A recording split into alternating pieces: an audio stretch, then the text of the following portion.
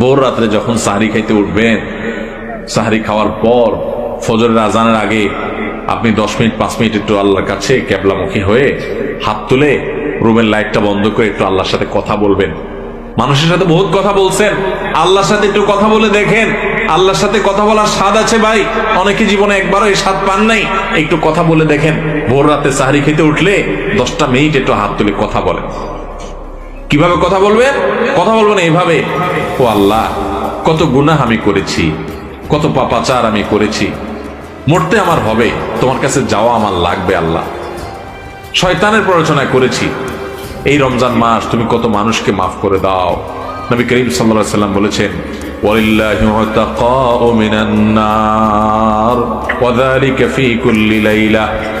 রমজানের প্রত্যেক রাতে আল্লাহ তাআলা অনেক মানুষকে সাধারণ ক্ষমা ঘোষণা করে দেন, যে যাও অমুক অমুক অমুক অমুক, যাও তোমাদেরকে মাফ করে দেওয়া হলো, জাহান্নাম থেকে মুক্ত ঘোষণা করে দেওয়া হলো। আল্লাহ কত মানুষকে আপনি সাধারণ ক্ষমা করে দিবেন। আল্লাহ আপনার সাধারণ ক্ষমা পাওয়ার জন্য কোনো যোগ্যতার দরকার হয় না, আপনি চাইলে যাকে তাকে মাফ করে দিতে পারেন। দুনিয়ার প্রেসিডেন্ট প্রধানমন্ত্রী চাইলে একটা দেশের যাকে তাকে যা খুশি তা দিয়ে দিতে পারে। তাদের যদি ক্ষমতা, তারা তো মানুষ। আল্লাহ আপনি তো মহান সৃষ্টিকর্তা, আপনি তো চাইলে আমার সব অপরাধগুলো মাফ করে আমাকে ফেরেশতা বানায় ফেলতে পারেন, পারেন না আল্লাহ? তো আল্লাহ আপনি